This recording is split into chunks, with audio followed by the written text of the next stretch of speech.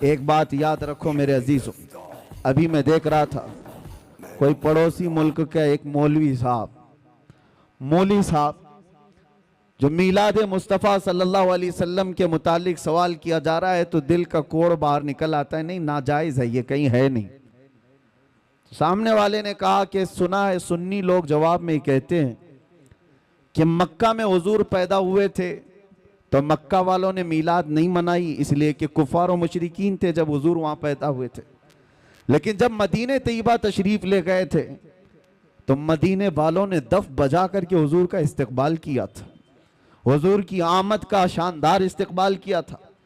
तो सुन्नी लोग ये कहते हैं कि हम मदीने वालों के नक्शे कदम पर चलते हैं। मौलवी साहब ने कहा, मियाँ ये तो एक ऐसी ही बात है, फैलाई हुई बात है। मैं उन लोगों से कहता हूँ कि मदीने तैयबा में हुजूर एक बार आए थे, एक बार इस्तकबाल हुआ, क्या हर साल थोड़ी ना होता है? हुजूर पैदा हुए एक साल तो क्या हर साल थोड़ी ना मनाई जाती है? जबकि उस कमबख्त मौलवी साहब को ये नहीं पता हर साल आज़ादी के मौके पर खुद भी खड़ा होता है, पूरे मुल्क की आज़ादी की खुशियों में बच्चों को भी झंडे लेकर खड़ा होता है। हम उनसे पूछते हैं तुम्हारा मुल्क एक बार आज़ाद हुआ था कि हर साल आज़ाद होता है? एक ही बार हुआ था, लेकिन उसकी यादगार तो मनाते हो। यहां पर कोई उनको जवाब नहीं है। अज़ीज़ान गिरामी वक़ार, हम सब सुन्नियों का यह अकीदा है कि हम जो मीलाद पाक सल्लल्लाहु ताला अलैहि वसल्लम मनाते हैं, इसमें मौत का जिक्र छेड़ करके हुजूर पाक के इंतकाल की खबर मिला करके सुन्नियों को वरगलाने की कोशिश की जाती है। उस वक्त मैं आपको बताऊं, विलादत की खुशी और मौत के गम, दोनों चीजों को बता रहा हूं मैं, दोनों चीजों को। विलादत के दिन सबसे ज्यादा गम अगर किसी को था तो इबलीस को था। यह पक्की बात है कि नहीं? शैतान को सबसे ज्यादा गम था। और ये साहब कुछ लोग एतराजात करते हुए ये कहते हैं कि मिलाद के बारे में हम लोगों पर एतराज करते हो कि हम शैतान के चेले, हम मिलाद नहीं मनाते। और इब्लीस लईन को हुजूर पाक सल्लल्लाहु अलैहि वसल्लम के जाने की खुशी हुई थी और तुम लोग उस दिन खुशियां मनाते हो।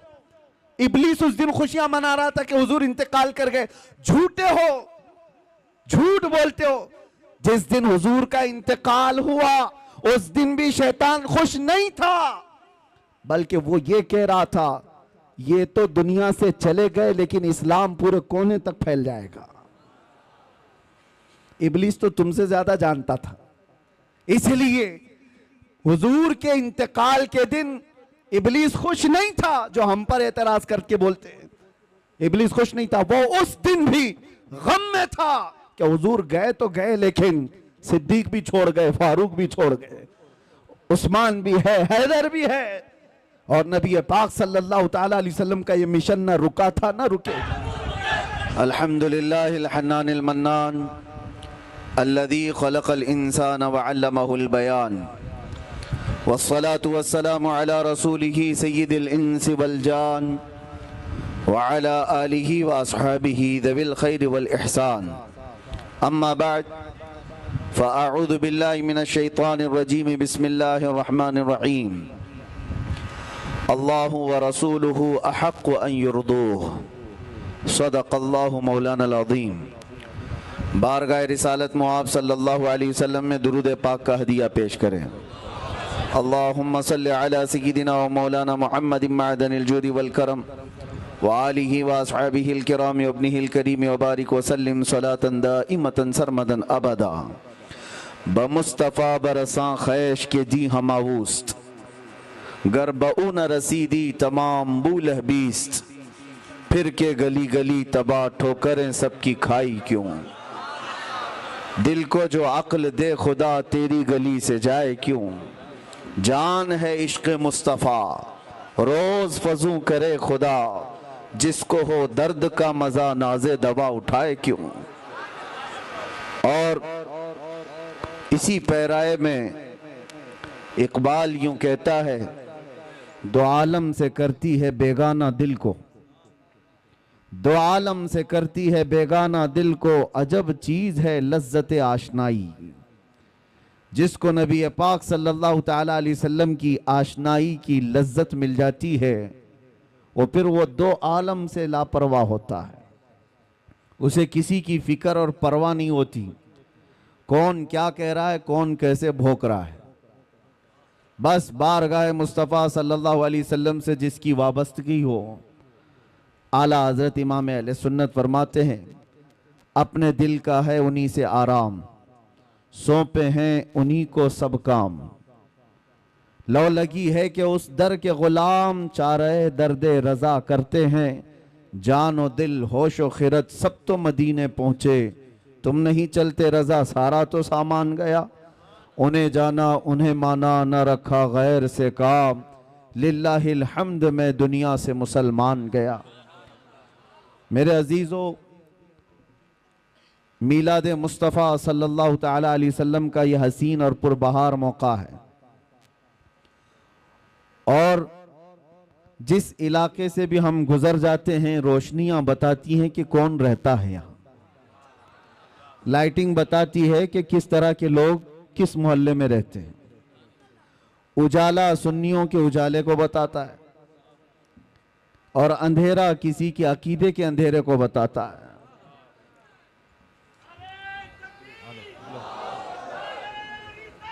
गुले गुलजारे बरकातियत हुजूर सैयदी अमान मिल्लत तशरीफ ला रहे हैं। आप तमामी हजरात बगैर किसी धक्के के अपनी अपनी जगह पर खड़े रहें।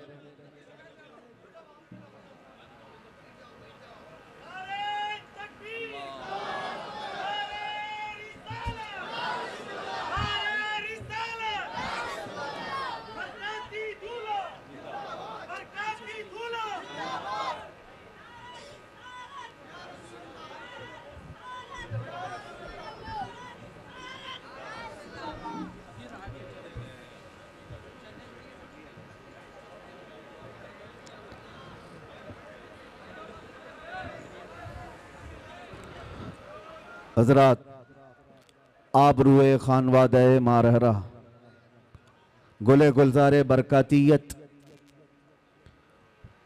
यादगारे असलाफ हुजूर सैयदी वसनदी अमान मिल्लत इस बज़्म की रौनक नहीं बल्कि जान बने तशरीफ़ रखते हैं। और अरसी केरे वालों की खुशनसीबी है कि उस अजीम खानवादे के चश्मो चिराग को आपने अपने यहाँ मदू किया हुआ है, बल्कि हज़रत ने यहाँ पर कदम रंजा फरमाया हुआ है। जिनके दरबार की निस्बत हासिल करके वक्त का मुजद्दिद यूं कहता था, कैसे आकाओं का बंदा हूँ रज़ा, कैसे आकाओं का बंदा हूँ रज़ा, बोल बाले मेरी सरकारों के। वो एक गुंबद है जिसके नीचे 7 कुतुब आराम फरमा है। उसी माररा मुतहरा की खुशबुएं लिए हुए कर्नाटक की सरजमीन पर यह सैयदजादा तशरीफ लाया हुआ है। और हम दुआ ये करते हैं अल्लाह करीम की बारगाह में कि इन सादात का साया अहले कर्नाटक पर हमेशा कायम दायम रहे। इनकी आमद से जो फयूज़ व बरक़ात चलते हैं, साथ ही अकीदे की हिफाजत भी होती है, और एक सिराते मुस्तकीम पर चलने का हौसला आम सुन्नी नौजवान को मिलता है इन्हीं चेहरों से। अल्लाह तबारक व तआला इक़बाल बुलंद फरमाए। और आज की महफिल की बड़ी अजीम रौनक थे हुजूर सैयदी व सनदी मुर्शिदी अमीन मिल्लत अदामल्लाहु फयूज़हु, लेकिन हज़रत की तबीयत की अलालत की वजह से, नासाज होने की वजह से हज़रत तशरीफ़ नहीं लाए। और इंशाअल्लाह हम उम्मीद करते हैं कि बहुत जल्दी इस इलाके में हज़रत को हम देखेंगे इंशाअल्लाह। मीलाद मुबारका का पुरबहार मौसम है, रबीउल अव्वल शरीफ, ये जलसे जुलूस का महीना हम सुन्नियों के दरमियान कहलाता है। और मेरे अजीज़ों, ये किस्मत की बात है, मीलाद मीलाद मीलाद एक लफ्ज़ सब जगह मशहूर है। और मीलाद कोई एक नई चीज नहीं, मीलाद तो पैदाइश को कहते हैं, पैदाइश को कहते हैं। लेकिन नबी पाक सल्लल्लाहु ताला अलैहि वसल्लम के साथ मीलाद का लफ्ज हो जाता है तो सिर्फ पैदाइश नहीं, वो ईद मीलाद होती है। पैदाइश की खुशी भी है साथ में, हर एक के लिए नहीं है, नबी पाक सल्लल्लाहु अलैहि वसल्लम की विलादत के साथ। मुझे आप ये बताओ, जो इस मौसम में कीड़े मकोड़े बाहर निकल करके मीलाद पर शिर्क और बिदात के फतवे लगाते रहते हैं, उनसे पूछो होता क्या है मीलाद में? जिक्र रसूल पाक ही तो है। नबी पाक सल्लल्लाहु ताला अलैहि वसल्लम का जिक्र करना, इसके लिए तुम्हारे बाप दादाओं से परमिशन लेने की जरूरत है? अल्लाह करीम जिसके जिक्र को कुरान पाक में यूं फरमाता है, वरफ़अना लका ज़िक्रक, और कुरान पाक आगाज से आखिर तक कुरान है नाते मुस्तफ़ा महबूब के बयान का कैसा अनोखा ढंग है। एक बात याद रखो मेरे अजीजों, अभी मैं देख रहा था कोई पड़ोसी मुल्क का एक मौलवी साहब जो मीलाद मुस्तफ़ा सल्लल्लाहु अलैहि वसल्लम के मुतालिक सवाल किया जा रहा है तो दिल का कोड़ बाहर निकल आता है, नहीं नाजायज़ है, ये कहीं है नहीं। सामने वाले ने कहा कि सुना है सुन्नी लोग जवाब में कहते हैं कि मक्का में हुजूर पैदा हुए थे तो मक्का वालों ने मीलाद नहीं मनाई, इसलिए कि कुफार और मुशरिकीन थे जब हुजूर वहां पैदा हुए थे। लेकिन जब मदीने तैयबा तशरीफ ले गए थे तो मदीने वालों ने दफ बजा करके हुजूर का इस्तकबाल किया था, हुजूर की आमद का शानदार इस्तकबाल किया था। तो सुन्नी लोग ये कहते हैं कि हम मदीने वालों के नक्शे कदम पर चलते हैं। मौलवी साहब ने कहा, मियाँ ये तो एक ऐसी ही बात है, फैलाई हुई बात है। मैं उन लोगों से कहता हूँ कि मदीने तैयबा में हुजूर एक बार आए थे, एक बार इस्तकबाल हुआ, क्या हर साल थोड़ी ना होता है? हुजूर पैदा हुए एक साल तो क्या हर साल थोड़ी ना मनाई जाती है?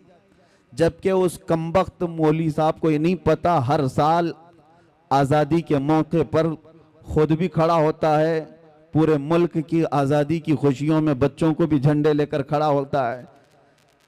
हम उनसे पूछते हैं तुम्हारा मुल्क एक बार आज़ाद हुआ था कि हर साल आज़ाद होता है? एक ही बार हुआ था, लेकिन उसकी यादगार तो मनाते हो। यहां पर कोई उनको जवाब नहीं है। उसको ये कहते हैं कि नहीं ये तो एक दुनियावी मामलात है, इसको दीन पर क़यास ना करो। इनके घर में चोर बेटा पैदा हो, पता ही नहीं इसका मुस्तकबिल क्या होने वाला है, पता ही नहीं है। बड़ा होकर के डाकू बनेगा कि डॉक्टर बनेगा मालूम नहीं, लेकिन बर्थडे हर साल उसका होना चाहिए। केक भी बड़ा लाओ, मिठाइयाँ भी लाओ, लोगों को दावतें भी दो। सबके घर इससे आजकल बच्चे किसी के नहीं है। हो सकता है किसी के यहाँ थोड़ा, किसी के यहाँ ज्यादा, लेकिन मना रहे हैं सब। एक ट्रेंड नहीं है बर्थडे मनाने का। तुम नहीं भी मनाओ तो बच्चे तुम्हारी गर्दन पे चढ़ के पूछते हैं मेरा बर्थडे है, क्यों नहीं मना रहे हो? वो बच्चों को आज मैं तालीम देना चाहता हूं कि अल्लाह ना करे तुम्हारे यहाँ कहीं पर भी ये सड़न अगर आ गई जो हुजूर की मीलाद पर ये कहते हैं एक ही साल हुजूर तशरीफ लाए थे, हर साल क्यों? तो अपने बाप से भी कहो मैं एक ही बार पैदा हुआ था, हर साल बर्थडे क्यों? हर साल क्यों? मेरे अजीजों, जिसका फ्यूचर मालूम ही नहीं ये क्या होने वाला है, उसकी खुशियां मनाते हो। और जो महबूब रब्बुल आलमीन है, जिसका आना यहां पर बरकत है और जिसका रहना यहां रहमत है, और उसके आने के दिन को हम यादगार नहीं मना सकते। दूसरी एक और बात फैलाई जाती है, ये इसलिए कि कंफ्यूजन में दूर करना चाहता हूं। सुन्नी लोग बेचारे ऐसे बौछार आ जाते हैं तो परेशान होकर के कहते हैं ऐसा है क्या, क्योंकि इल्म से वास्ता कम रहता है। लेकिन सोशल मीडिया पर आजकल आप ज्यादा एक्टिव हैं, तो हम भी चाहते हैं कि उसी तरह से आपको जवाब भी परोस दिया जाए। एक चीज और फैलाई जाती है कि 12 रबीउल अव्वल को तुम तो हुजूर की विलादत की खुशी मनाते हो, जुलूस निकालते हो। तुम्हें ये नहीं मालूम सुन्नियों कि हुजूर का उस दिन इंतकाल भी हुआ था, हुजूर उस दिन दुनिया से रुखसत भी हो गए थे। तो गम होना चाहिए जो सहाबा को इतना गम था। सहाबा थोड़ी ना खुशियां मना रहे थे, हुजूर के जाने का दिन है। क्या अजीब चीज के जरिए से लोगों के जहन को खरीदने की कोशिश की जाती है। ये ऐसी ही बात है, मैं आपको बताता हूं। इस पर मैं जवाब बाद में देता हूं। अभी हम मदीने शरीफ में थे तो एक साहब मट्टी लेकर के आए थे वापस। कहा कि हजरत हम जो है ये 6 महीने पहले उम्रा पे आए थे, जन्नतुल बकी की कुछ मट्टी लेकर के गए थे, तो लोगों ने इतना डराया कि जन्नतुल बकी की मट्टी जो है जुदाई के गम में रोती है, उसको वापस लेके आया। खैर ठीक है, तुम्हारी अकीदत अपनी जगह, और किसने इस तरह की बातें की? हम ये नहीं कहते कि सब मट्टी उठा लाओ। किसी ने कहा मदीने की मट्टी वो अपनी निस्बत के लिए एहतराम के तौर पर उसका अपना मामला है, उठाया तो उठाया, लाया तो लाया, लेकिन बहकाने वाले ने उसको किस अंदाज से बहकाया? ऐसे कि जुदाई के गम में रोती है, वापस ले जा। मैंने उससे कहा उस मौलवी को पकड़ के, खजूर नहीं रोता क्या जो मदीने से 10-10 किलो भर के लाते हो? मदीने के दरख्तों में खजूर भी तो है, तोड़ के लाते हो। जमजम नहीं रोता क्या? वहां के कुएं से उठा करके लाते हो। किस तरह की इस तरह मैनिपुलेट करके लोगों के दिमाग को। इमाम आमश एक बहुत बड़े बुजुर्ग हैं, उनके पास एक साहब आए थे और उन्होंने कहा था ऐसा ही सवाल इमाम आमश के पास, कहा कि हुजूर मैं मस्जिद में सजदा करके जाता हूं, कंकरियां पेशानी पर लग जाती हैं, मैं घर पर जाता हूं झाड़ता हूं, तो कुछ लोगों ने कहा मस्जिद की जो कंकरियां पेशानी पर लगती हैं वो अगर घर में जाकर झाड़ोगे तो वो चीखती हैं, चिल्लाती हैं कि मस्जिद से मुझे उठाकर तुम बाहर ले आए। इमाम आमश से उसने पूछा कि इसका हल क्या है बताइए। तो इमाम ने कहा जब वो चीखने चिल्लाने लगे तो उनका गला दबा के पकड़ लेना। जब वो कंकरियां चीखने चिल्लाने लगे तो उनका गला दबा लेना। उसने कहा कि हुजूर ये भी क्या जवाब है, क्या कंकरियों का गला होता है? आपने कहा गला नहीं होता तो चिल्लाती कहां से? वो बड़े इमाम थे, बड़े बुजुर्ग थे, वो इस तरह के जवाब देते थे। ये जो आज फैलाया गया है, हाँ हुजूर की विलादत भी हुई थी, हुजूर का विसाल भी हुआ था 12 रबीउल अव्वल, लेकिन फर्क ये है मेरे अजीजों, नबी पाक सल्लल्लाहु ताला अलैहि वसल्लम के जाने के गम के बारे में तुम कहते हो। हम दोनों चीजों को रख करके देखते हैं, तुम्हारे ऊपर हुजूर के जाने का गम गालिब क्यों है? हुजूर पाक सल्लल्लाहु ताला अलैहि वसल्लम की आमद की खुशी क्यों नहीं है? एक कुरान की आयत से मैं बताता हूं। इस उम्मत पर अल्लाह तबारक व तआला वैसे अज़ाबात नाजिल नहीं करता जैसे पिछली उम्मतों पर आते थे। पिछली उम्मतें जब गुनाह करती थी, कुछ बंदर बन गए, कुछ खिंजीर बन गए, किसी पर नोकीले पत्थरों का अजाब आया। रब ताला फरमाता वामतरना अलैहिम हिजारतम मिन सिज्जील मंदूद, हमने उन पर नोकेले पत्थरों की बारिश कर दी। फजअलना आलियाहा साफिलहा, ऊपर वाले हिस्से को पलट कर नीचे कर दिया है, और कभी किसी को तेज हवाएं भेजकर खोपड़ियां उड़ गई हैं, लोगों के भेजे कानों से निकल गए। ऐसे तूफान नूह के अजाब आए। क्यों आते थे? उनके कुछ गुनाह थे, उन उम्मतों की कुछ नाफरमानियां होती थी, गुनाहों की वजह से अजाबात आते थे। लेकिन मैं पूछता हूं मेरे अजीजों, क्या वो गुनाह इस उम्मत में नहीं होते? क्या ये उम्मत वो गुनाह नहीं करती?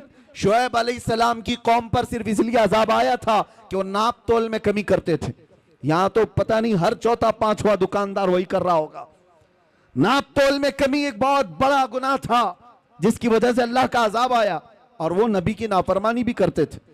नूह अलैहिस्सलाम की कौम अपने नबी को बशर कहती थी, यहां पर भी है वो अपने नबी को बशर। बशर का मतलब आम आदमी की तरह कहते थे, बशर तो है ही, आम आदमी की तरह समझते।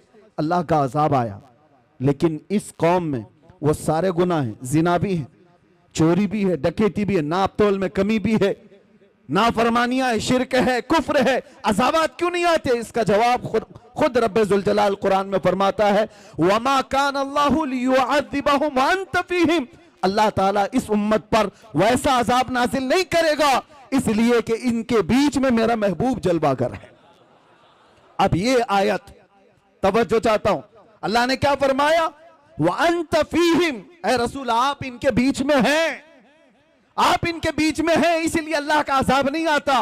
कुरान से पूछो क्या वो 63 साल ही अजाब नहीं आया था या अब तक नहीं आ रहा है? हुजूर जब रुए जमीन पर थे 63 साल जाहिरी जिंदगी, उस वक्त भी अजाबात नहीं आए। 1400 साल गुजर गए, अब भी वो अजाबात नहीं आते, बल्कि क़यामत तक वैसे अजाबात नहीं आएंगे। कुरान का मतलब यह है कि महबूब इनके बीच में हो आप तो इसका मतलब सिर्फ 63 साल नहीं, कयामत तक मेरा महबूब इनके बीच में जलवागर है। तो तुम कहां से ये चीज लेकर के आ गए कि हुजूर पाक सल्लल्लाहु ताला अलैहि वसल्लम के जाने का गम? मेरे अजीजों, हुजूर हमारे दरमियान मौजूद हैं। एक बुजुर्ग की बात मुझे याद आती है, मदीने के बड़े आशिक थे, मदीने से जाना नहीं चाहते थे। हुजूर पाक सल्लल्लाहु ताला अलैहि वसल्लम के दरबार में हाजिरी दी और जब जाने का वक्त आया तो रोने लग गए। कहा, क्या आका के दरबार में जो मेहमान आता है उसे वापस भेज दिया जाता है, जिसको जाने की तमन्ना ना हो? रोते रोते सो गए। मेरे आका सल्लल्लाहु अलैहि वसल्लम ख्वाब में तशरीफ लाए उस बुजुर्ग के। कहा कि जिसका अकीदा यह है कि मैं सिर्फ मदीने में रहता हूं तो वो मदीने में ही रह जाए। जिसका यह मानना है कि सिर्फ मैं मदीने में ही रहता हूं तो वो यही रह जाए, और जिसका ये मानना है कि हर आशिक रसूल के साथ रहता हूं तो वो दुनिया के किसी भी कोने में जाए, मेरी खुशबुएं उसके साथ हैं। अजीज़ान गिराम वक़ार, हम सब सुन्नियों का यह अकीदा है कि हम जो मीलाद पाक सल्लल्लाहु ताला अलैहि वसल्लम मनाते हैं, इसमें मौत का जिक्र छेड़ करके हुजूर पाक के इंतकाल की खबर मिला करके सुन्नियों को वरगलाने की कोशिश की जाती है। उस वक्त मैं आपको बताऊं, विलादत की खुशी और मौत के गम, दोनों चीजों को बता रहा हूं मैं, दोनों चीजों को। विलादत के दिन सबसे ज्यादा गम अगर किसी को था तो वो इबलीस को था। यह पक्की बात है कि नहीं है? शैतान को सबसे ज्यादा गम था। और ये साहब कुछ लोग एतराजात करते हुए ये कहते हैं कि मिलाद के बारे में हम लोगों पर एतराज करते हो कि हम शैतान के चेले, हम मिलाद नहीं मनाते। और इबलीस लईन को हुजूर पाक सल्लल्लाहु अलैहि वसल्लम के जाने की खुशी हुई थी और तुम लोग उस दिन खुशियां मनाते हो। इबलीस उस दिन खुशियां मना रहा था कि हुजूर इंतकाल कर गए। झूठे हो, झूठ बोलते हो। जिस दिन हुजूर का इंतकाल हुआ उस दिन भी शैतान खुश नहीं था, बल्कि वो ये कह रहा था ये तो दुनिया से चले गए लेकिन इस्लाम पूरे कोने तक फैल जाएगा। इबलीस तो तुमसे ज्यादा जानता था, इसलिए हुजूर के इंतकाल के दिन इबलीस खुश नहीं था जो हम पर एतराज करके बोलते हैं। इबलीस खुश नहीं था, वो उस दिन भी गम में था कि हुजूर गए तो गए लेकिन सिद्दीक भी छोड़ गए, फारूक भी छोड़ गए, उस्मान भी है, हैदर भी है, और नबी पाक सल्लल्लाहु ताला अलैहि वसल्लम का ये मिशन ना रुका था ना रुकेगा। अजीज़ान गिरामी वक़ार, ये मीलाद के सिलसिले में चंद बातें थी जो आपको बताना ज़रूरी है, और बल्कि हर साल ये रिपीट की जाती हैं और अब महफूज रहेंगी। अगला साल फिर आएगा, फिर आप ये चीज़ें सुन लेना। ये स्प्रे का काम करेंगी, जब जब कहीं से कॉकरोच आए तो स्प्रे मार देना। नौजवानों के लिए खास तौर पर अपने अकीदे की हिफाजत करो, अपने अकीदे की हिफाजत करो।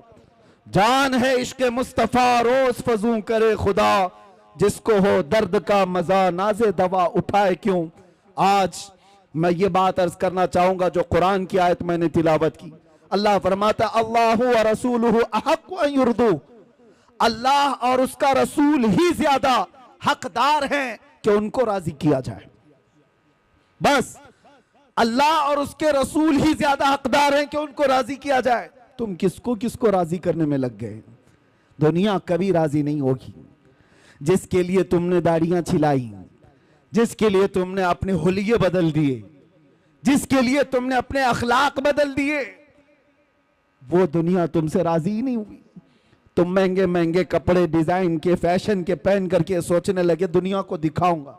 दुनिया फिर भी तुम पर उंगली उठाती रही, ताने मारती रही, लेकिन मेरे अजीजों ये कभी राजी नहीं हुई, कभी नहीं।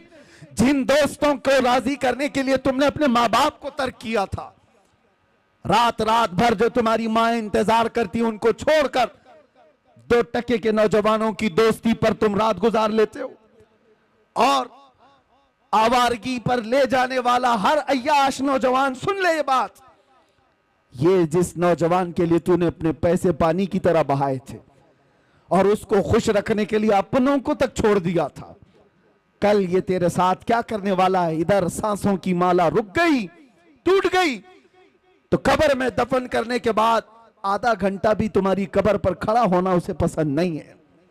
रुखसत हो गया, मुट्ठी भर भर करके मिट्टी डाला और चला गया। यही है वो दुनिया। इसीलिए कुरान ये कहता है, इस दुनिया में अगर सबसे ज्यादा हकदार कोई है जिसको राजी किया जाए, वो अल्लाह और उसके रसूल है। और दुनिया इसको राजी करने के लिए बहुत पापड़ बेलने पड़ते हैं। कितनी मर्तबा अगर किसी के साथ कुछ हो गया, तुम्हारी तकरार हो गई, देखो उसको मनाने के लिए कितना वक्त लगता है, कितना वक्त लगेगा। लेकिन रब तबारक व तआला का दस्तूर और मेरे महबूब अकरम सल्लल्लाहु अलैहि वसल्लम का दस्तूर क्या है? यहां बंदा एक बार आता है, एक सजदा करे, अल्लाह उसे माफ फरमाए, वो एक सजदे में राजी हो जाए। और इधर मेरे मुस्तफा करीम सल्लल्लाहु ताला अलैहि वसल्लम, जिनका दरबार आली ये है, आला हज़रत फरमाते हैं, चोर हाकिम से छुपा करते हैं। और यहां पता है ना दुनिया में क्या है, जो चोरी किया हुआ है वो पुलिस से डरता हुआ घूमता है, पुलिस पकड़ लेगी वो छुपता रहता है। लेकिन या रसूल अल्लाह, तुम्हारा दरबार ही अलग है, चोर हाकिम से छुपा करते हैं और यहां तेरे दामन में छुपे चोर अनोखा तेरा, करके तुम्हारे गुनाह मांगे तुम्हारी पनाह, और तुम कहो दामन में आ, तुम पे करोड़ों दुरूद। ये बारगाह मुस्तफा करीम सल्लल्लाहु अलैहि वसल्लम का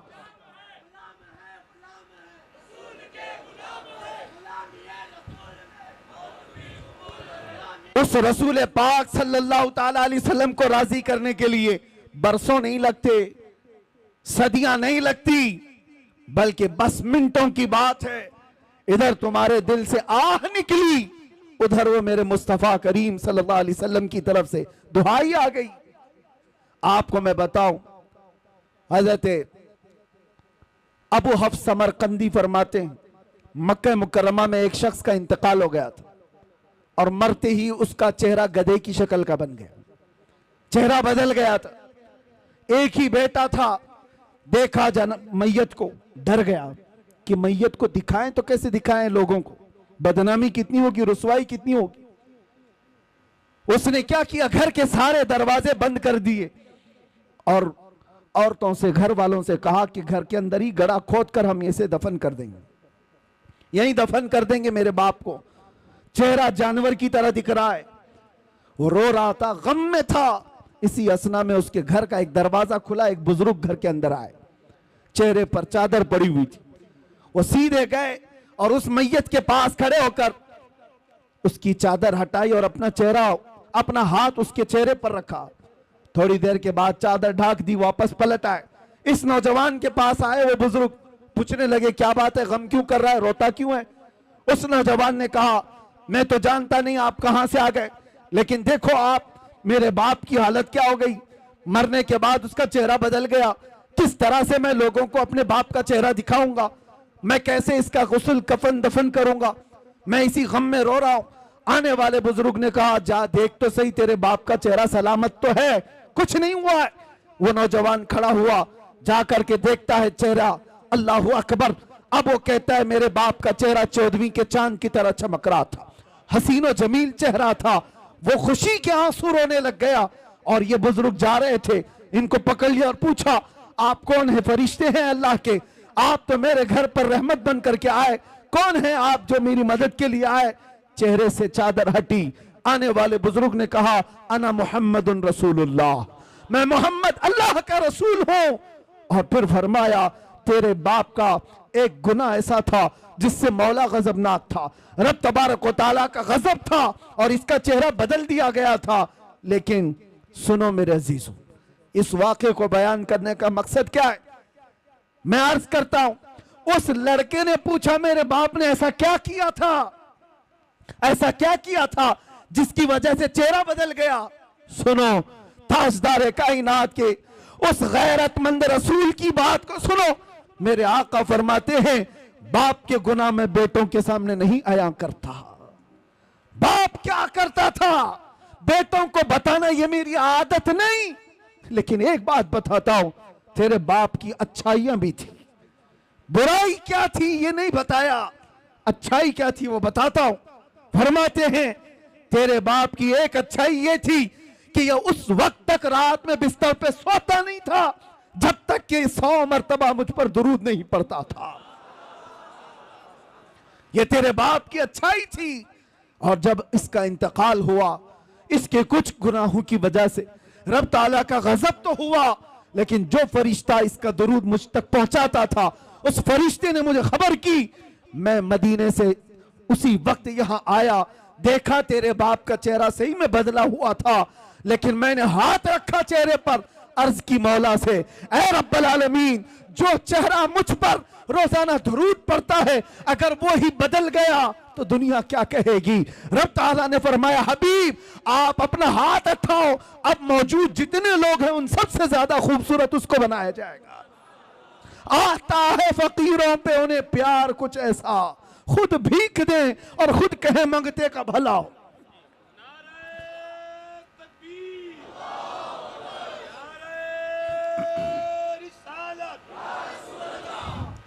ये बात किस लिए मैंने अर्ज की, इसलिए कि जिस रसूल को बंदा रात की तन्हाई में याद करता हो, अगर उस पर मुसीबत आ पड़ी हो मौत के वक्त, ये दोस्त, ये अय्याश, ये आवारे कोई नहीं आते। अगर तुम्हारी कब्र में भी कोई आता है तो आमिना का लाल आता है। नबी मोहतरम सल्लल्लाहु अलैहि वसल्लम की जात आएगी तो क्यों उनको राजी नहीं करना चाहते। आला हजरत का भी यही पैगाम था, आज ले उनकी पना, आज मदद मांग उनसे, कल न मानेंगे कयामत में अगर मान गया, वहां पर फिर नहीं माना जाएगा। आज आ जाओ, राजी उनको करो। उस नबी पाक को राजी कर लोगे, दुनिया सब तुमसे राजी करा दी जाएगी, लोगों के चेहरे तुम्हारी तरफ फेर दिए जाएंगे। मैं एक अदना सा कुत्ता हूं दरबारे मुस्तफा का, बल्कि उसमें भी शुमार हो जाए तो किस्मत की बात है। सगे तैबा सब मुझे कह करके पुकारे बेदम, यही रखी हो मेरी पहचान मदीने वाले। हमारी इससे ज्यादा की औकात भी नहीं, लेकिन मैं एक बात अर्ज करता हूं, हमने लौ लगाई थी बारगाह मुस्तफा की तरफ, और हमने सारा मौजू, सारा उन्वान समेट करके तय किया था कि अब जिंदगी बाकी है तो हुजूर पाक सल्लल्लाहु अलैहि वसल्लम के नामूस की हिफाजत के लिए ही बोलेंगे। यह अर्ज किया, अहद किया था, इसका असर हम देखते हैं। साल नहीं गुजरे, साल 2 साल नहीं गुजरे, लाखों के दिलों को अल्लाह ने इस तरफ फेर करके रख दिया। पता है चला वो अगर राजी है तो मौला पूरी कायनात को एक तरफ फेर देता है। उनको राजी करो। और चप्पे चप्पे पर इमाम अहमद रजा की बात यूं ही नहीं फैलाई जाती। आला हजरत, ये कभी आला हजरत आए यहां पर, लेकिन अभी मैं कहूं इश्क मोहब्बत, इश्क मोहब्बत एक ही जुमला है, ये एक ही है। किसी भी जगह पर जाओ, आला हजरत ने अपने प्रचारक नहीं पैदा किए थे, एडवर्टाइजमेंट के लिए कोई बहुत ज्यादा सरमाया खर्चा नहीं किया था, ना ही उनके सिपाहियों को दौड़ा रखा था, ना सोशल मीडिया का दौर था। लेकिन जाओ दुनिया के जिस कोने में भी वो नाम जरूर तुम्हें मिलेगा, आला हजरत। क्यों? इसलिए कि जिंदगी भर जिसको राजी करने की कोशिश करते रहे, तो मेरे मुस्तफा का ये कानून है, जो उनका होता है अल्लाह ताला उसकी मोहब्बत हर एक के दिल में पैदा करता है। और आज आला हजरत को हम यूं नहीं याद करते कि आला हजरत ने हमें फतावा रज़विया दे दिया है, आला हजरत ने हमें ये दे दिया, वो दे दिया है, बल्कि जहां से याद करते हैं तो यूं कहते हैं, डाल दी कल्ब में अज़मत मुस्तफा। क्यों याद करते हैं? डाल दी कल्ब में अज़मत मुस्तफा, सैयदी आला हजरत पे लाखों सलाम।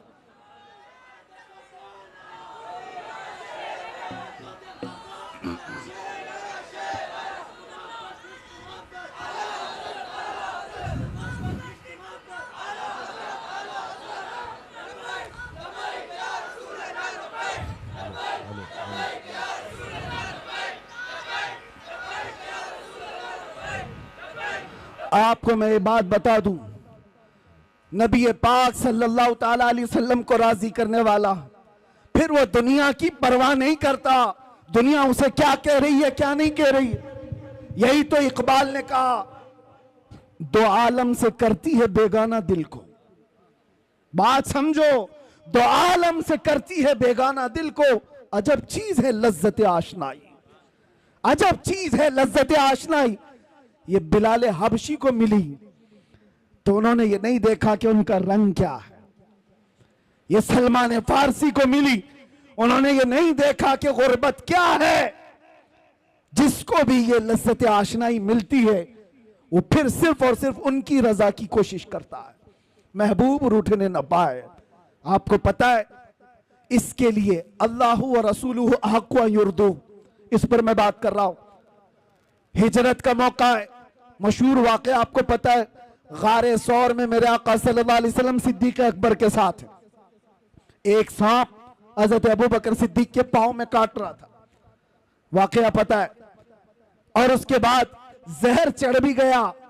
नबी पाक सल्लल्लाहु ताला अलैहि वसल्लम वहां मौजूद है गार में। सांप से कटवाना आसान बात नहीं है। अरे मियां, अगर कांटा भी चुभ जाए तो हमारा जिस्म बेख्तियारी में हिल जाता है। आपको हिलाने की जरूरत नहीं, चलते चलते अगर कंकरी चुभ गई तो आप खुद ब खुद हिल जाओगे, बैलेंस बिगड़ जाएगा। आपके अंदर इख्तियार नहीं है कि चाह करके हिलूंगा, नहीं, बेइख्तियार हिल जाते हो, कांटा भी चुभे। सांप काट रहा हो, जहर चढ़ रहा हो, लेकिन सिद्दीक अकबर के जिस्म में जुम्बिश भी नहीं आती, हरकत भी नहीं आती। वजह क्या है? नबी पाक सल्लल्लाहु अलैहि वसल्लम उनके जानों पर सर रखकर आराम कर रहे हैं। रसूल को राजी रखना है, खलल ना हो। और इधर ये सांप, आप आज भी तहकीक करके मालूम कर लो, सांप का जहर ऐसा है कि आधे घंटे में आदमी मर सकता है। कुछ सांप ऐसे हैं आधे घंटे में आदमी मर सकता है।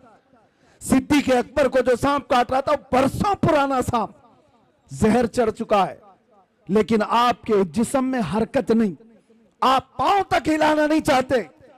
उनको पक्का मालूम होगा कि ये सांप का जहर अगर ऊपर तक चढ़ आया तो अभी थोड़ी देर के बाद मेरी मौत हो जाएगी, मौत हो जाएगी, जान जाने वाली है।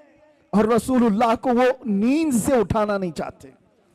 सिद्दीक बल्कि गार में जान उन पे दे चुके, हिफ्ज़ जान, जो जान फुरूज़े गुरर की है।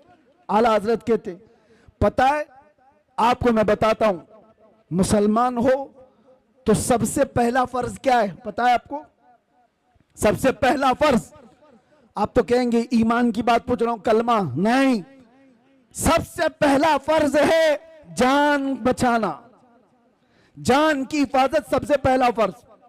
फिर उसके बाद दूसरे फर्ज है नमाज या दीन की हिफाजत, ये दूसरा फर्ज।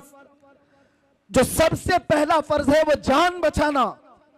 आला हज़रत फरमाते हिफ्ज़ जान, जान फुरूज़े गुरर की है, सारे फराइज की जान है ये, जान को बचाना। और सिद्दीक अकबर जान ही निछावर कर रहे हैं, किस पर? नबी पाक की सिर्फ नींद पर, उठाया नहीं। लेकिन बारगाह मुस्तफा सल्लल्लाहु अलैहि वसल्लम में जब कभी कोई खड़ा होता है तो उसे पूरा का पूरा लौटा दिया जाता है। ये नहीं है कोई कुछ बाकी रखा जाता। हुजूर बेदार हुए, देखा सिद्दीक अकबर के चेहरे को बदला हुआ, जिस्म के अंदर अजीब सी कैफियत है। मेरे आका ने पूछा क्या हुआ? कहा लदगतिल हय्यतु या रसूल अल्लाह, अल्लाह के रसूल सांप काट रहा है। हुजूर ने अपना लुआब पाक लगाया, जहर खत्म हुआ। वाकया पता है, हजरत अबू बकर कहते हैं जिंदगी भर मुझे फिर ये पता ही नहीं चलता था इस पांव में सांप काटा था कि उस पांव में काटा था। एक बात ही। दूसरी बात, नबी पाक सल्लल्लाहु अलैहि वसल्लम मौला अली के साथ, असर का वक्त है, हुजूर की नमाज असर हुई, हजरत अली ने नमाज असर नहीं पढ़ी।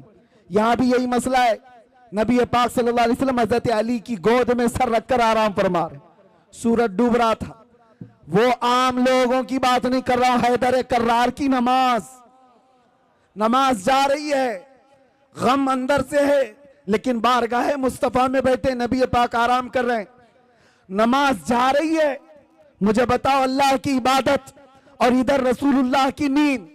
हजरत अली नहीं उठाए, सूरज डूब गया, असर चली गई। उसके बाद मेरे आका की नींद या मेरे आका सल्लल्लाहु अलैहि वसल्लम की आंख खुली तो आपने देखा हजरत अली को रोते हुए, पूछा क्या हुआ? असर कज़ा हुई। हुजूर पाक ने उनके लिए भी क्या किया? इशारा किया, डूबे हुए सूरज को पलटाया। वाकया पता है, असर की नमाज हजरत अली की अदा हो गई। दो चीजें मैंने आपके सामने रखा, एक सिद्दीक अकबर जिनको चाहिए था जान बचाना जो सबसे पहला फर्ज है वो निछावर कर दिया, और हजरत अली को जो दूसरा फर्ज है नमाज की हिफाजत वो भी छोड़ दिया। किसके लिए? रसूलुल्लाह के लिए। किसके लिए? नबी पाक की नींद के लिए। एक जान कुर्बान कर रहा है और एक नमाज कुर्बान कर रहा है।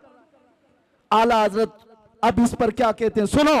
सिद्दीक बल्कि गार में जा उन पे दे चुके हिफ्ज जान जो जान फुरूज़े गुरर की है। मौला अली ने वारी तेरी नींद पर नमाज, वो भी नमाज असर जो आला खतर की है। तूने फेर दी उन्हें नमाज, तूने फेर दी उन्हें जान और उनकी नमाज। या रसूल अल्लाह तूने फेर दी उनकी जान और उन्हें नमाज, पर वो तो कर चुके जो करनी बशर की है। अब क्या साबित होता है? साबित हुआ जुमला फराइज फुरू है।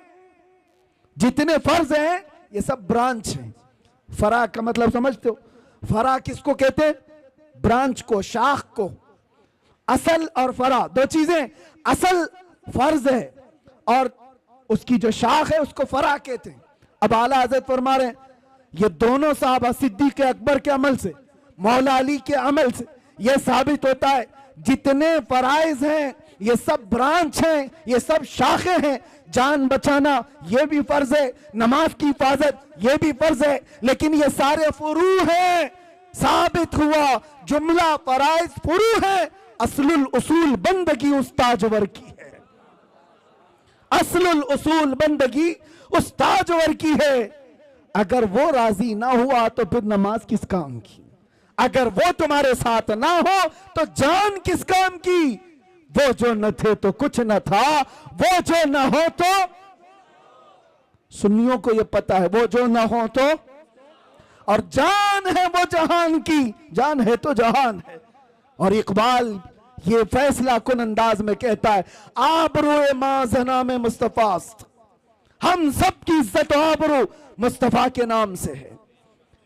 हर चे दरी दुनिया बादे मुस्तफास्त, जो कुछ भी दुनिया में है वो मुस्तफा के बाद है। इस नुक्ते पर आ जाओ ऐ सुन्नी मुसलमानों, हमें राजी करना है, हमें करनी है शहंशाह बतहा की रजा जोई। वो अपने हो गए तो रहमत परवरदिगार अपनी। बस राजी करने पर लगे रहो मेरे मुस्तफ़ा करीम सल्लल्लाहु अलैहि वसल्लम को।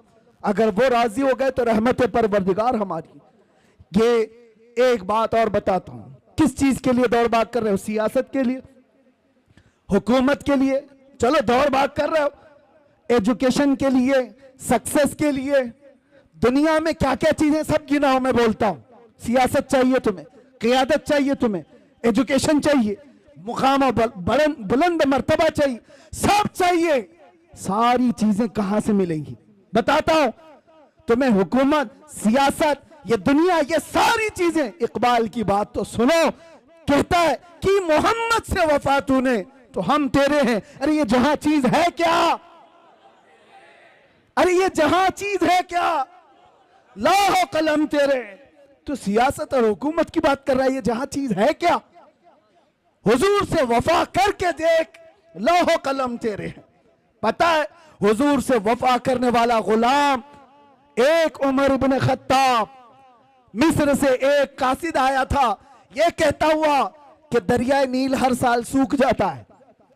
दरिया आज भी है, वो दरिया नील हर साल सूख जाता है। और मिस्री लोग क्या करते हैं, इजिप्शियन लोग 16 साल की एक नौजवान लड़की को दुल्हन बनाकर जुलूस निकालते हैं और उसको ज़बह करते हैं, दरिया में डालते हैं, फिर पानी ऊपर आ जाता है।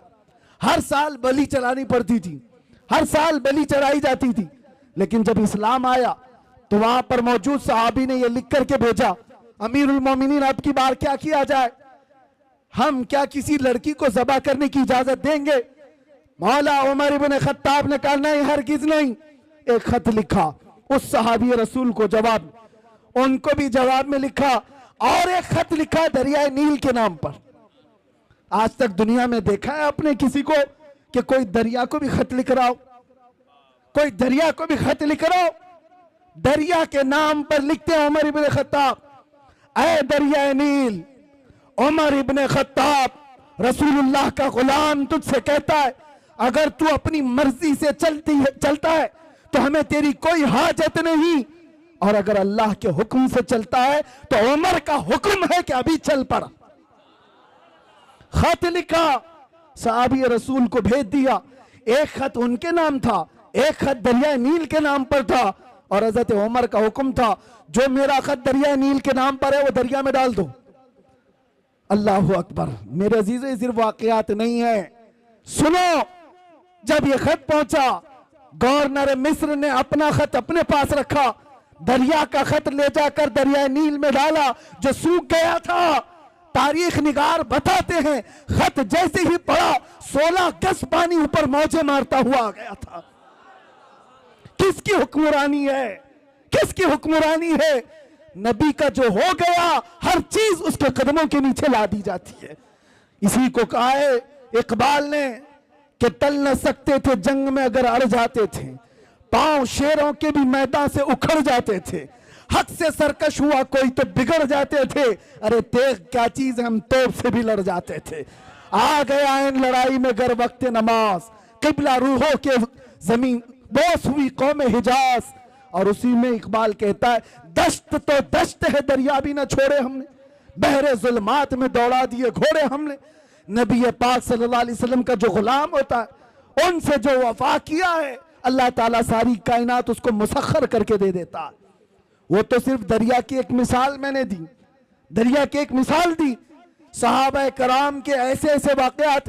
हजरत सफीना एक जंगल में रास्ता भटक गए थे, मदीने के करीब एक जंगल में रास्ता भटक गए।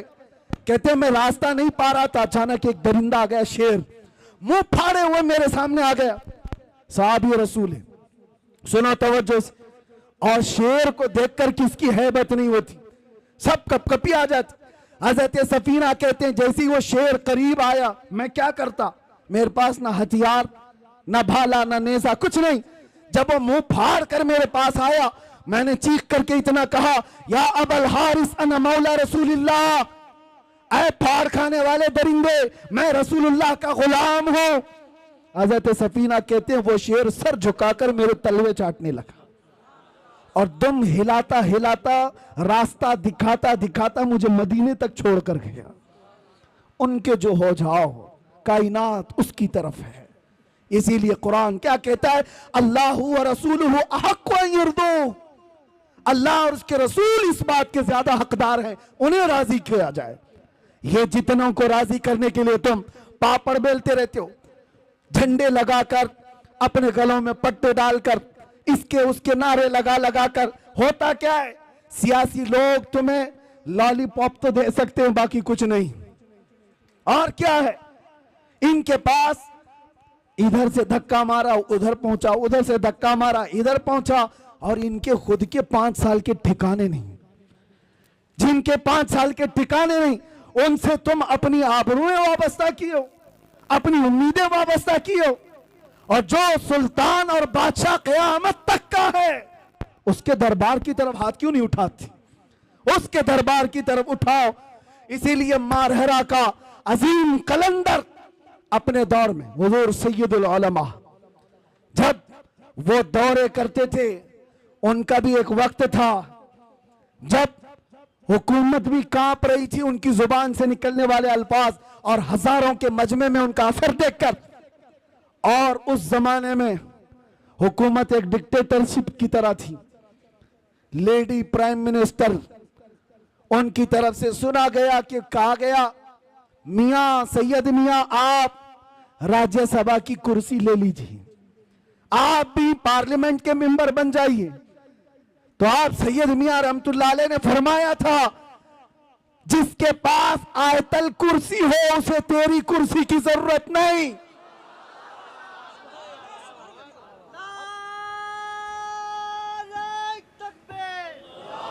और एक बात, उसी मर्दे कलंदर का ये नारा जो मेरा टॉपिक है, उसी मर्दे कलंदर का ये नारा देखा होगा दुनिया में ये लोग किसको किसको राजी करने के लिए भागते रहते हैं, अपनी जिंदगियां बर्बाद की हैं। 40-40 साल जिन्होंने नौकरी की आज उनकी हालत क्या है, जेलों में बंद पड़े हुए हैं, उनको पूछने वाला कोई नहीं। और झंडे उठाकर घूमते थे और आज जेलों में बंद पड़े हो। मैं नहीं कहता कि जेल में किसी कसूर की वजह से गए हो कि नहीं गए हो, लेकिन काश मुस्तफा के नाम पर गए होते तो दुनिया का हर चप्पा तुम्हारे लिए दुआ कर रहा होता। तुम तो किसी पार्टी की नौकरी करके गए, किसी पार्टी की नौकरी करते गए, अपनी जिंदगी के बेशबहा वक्त किसी की धोती उठाने में, किसी की साड़ी उठाने में। इनका हाल यही है, इनके साथ बैठा इनको राजी किया, उनके साथ बैठा उनको राजी किया, इलेक्शन में इसकी सीट ज्यादा आ गई, दर बदल लिया। ये सब करने वालों के अंजाम क्या होते। इसीलिए सैयद मियां का ये नारा सुनो, ये सारे हालात देखकर मारे राम मुतहरा के मर्द कलंदर का ये नारा था, किसी की जय विजय क्यों पुकारें, क्या गरज हमको, हमें काफी है सैयद अपना नारा या रसूल अल्लाह।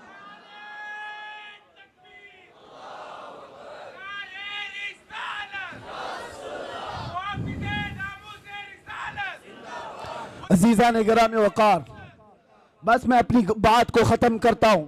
अल्लाह और उसके रसूल को राजी करने की फिक्र में रहो, बाकी किसी को राजी करने की जरूरत नहीं। कोई राजी नहीं होगा, ये बात पक्की है, ये बात पक्की है। हमसे भी कहा जा रहा था, हमसे भी कहा गया था, जब लास्ट दिन थे हमारे बाहर आने से पहले, ऑफर बहुत सारे आए हैं लेकिन मैं इजहार नहीं करना चाहता। ये क्या आप ये नहीं बोलेंगे और आप ये बोलेंगे, आप इस तरह से काम करेंगे, मुल्क का भी फायदा होगा, इसका भी फायदा होगा, हम सब समझते हैं किसका फायदा होगा। ये बातें करने वालों से मैं एक बात कहा था, तुम्हारी क्या गारंटी है कि कब तक तुम राजी रहोगे, कब तक तुम राजी रहोगे। आज हम ये बोलना छोड़ दें, तुम उसके बाद कल ला करके कहोगे कि कुरान पढ़ना भी छोड़ दो, तीसरे दिन बोलोगे कलमा भी मत पढ़ना। यानी तुमको राजी करते करते पूरे कपड़े उतार दिए जाए। इसलिए याद रखो ए मुसलमानों, दुनिया को राजी करने में कभी अपने आप को बदलने की जरूरत नहीं। अल्लाह और उसके रसूल को राजी करने में अपना वक्त लगाओ और अल्लाह ताला ऐसा मुकाम बनाता है, ऐसा मुकाम बनाता है कि तुम मर के भी चले जाओगे, नाम अल्लाह मिटने नहीं देता, नाम मिटने नहीं देता। बस यही मेरा मैसेज है कि आज झूम करके हम ये कह करके जाएंगे, दुनिया किसी भी तरफ बुलाए, दुनिया किसी भी लालच की तरफ हमें पुकारे, हमें वो नहीं देखना है और ना उनको राजी करना है, ना हुस्न को राजी करना, ना दौलत को राजी करना, ना वक्त के ताकतों को राजी करना। बस हमारा क्या मिशन है, अपना सब कुछ गुंबद खजरा, कल भी था और आज भी है, मेरे नबी से मेरा रिश्ता, कल भी था और बतला दो गुस्ताख नबी को, गैरत सुन्नी जिंदा है, उन पे मर मिटने का जज्बा कल भी था और लब्बैक या रसूल अल्लाह।